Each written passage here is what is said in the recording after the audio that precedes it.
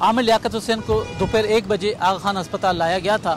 ہسپتال حکام کا کہنا ہے کہ ہسپتال پہنچنے سے قبل ہی ان کی موت واقع ہو چکی تھی۔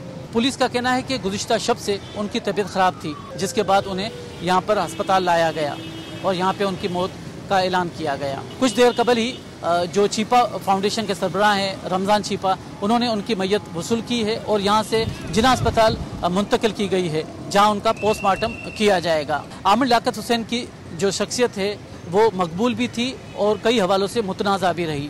انہوں نے جیو پر عالم آن لائن کے نام سے ایک پروگرام کیا، جس پر مذہبی جو حوالوں سے بحث و مباحثے کیے جاتے تھے اور یہاں پر کچھ جو موضوع تھے ان کے تنازعات بھی رہے۔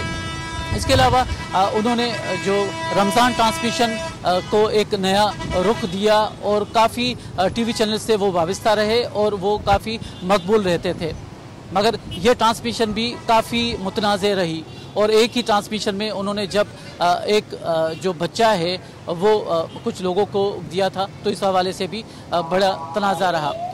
انہوں نے ان کے جو والد تھے لیاقت حسین، وہ متحدہ قومی موومنٹ سے وابستہ رہے اور بعد میں عامر لیاقت حسین نے بھی جو متحدہ قومی موومنٹ میں شمولیت اختیار کی اور وہ رکن قومی اسمبلی منتخب ہوئے۔ جنرل پرویز مشرف کے دور حکومت میں وہ مملکتی وزیر بھی رہے۔ اس کے بعد جب MQM انتشار کا شکار ہوئی تو وہ ڈاکٹر فاروق ستار اور MQM پاکستان کے ساتھ رہے۔ 2018 کا الیکشن انہوں نے تحریک انصاف کے ٹکٹ پہ لڑا اور کامیابی حاصل کی، مگر وہ بدستور اپنی جماعت اور قیادت پر تنقید کرتے رہے اور اس حوالے سے متعدد بار انہوں نے وضاحتیں بھی کی اور حال ہی میں عدم اعتماد کی تحریک کے دوران انہوں نے عمران خان کا ساتھ نہیں دیا تھا۔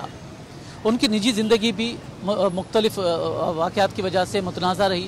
حال ہی میں ایک بار پھر جو سوشل میڈیا پر ان کی ایک تیسری شادی کے حوالے کے چرچے تھے اور پچھلے دنوں سوشل میڈیا پر ان کا یہ بھی پیغام آیا کہ وہ جلد پاکستان چھوڑ کر کسی نامعلوم مقام پر منتقل ہو رہے ہیں اور گزشتہ شب ان کی طبیعت خراب ہوئی اور ان کا انتقال ہو گیا۔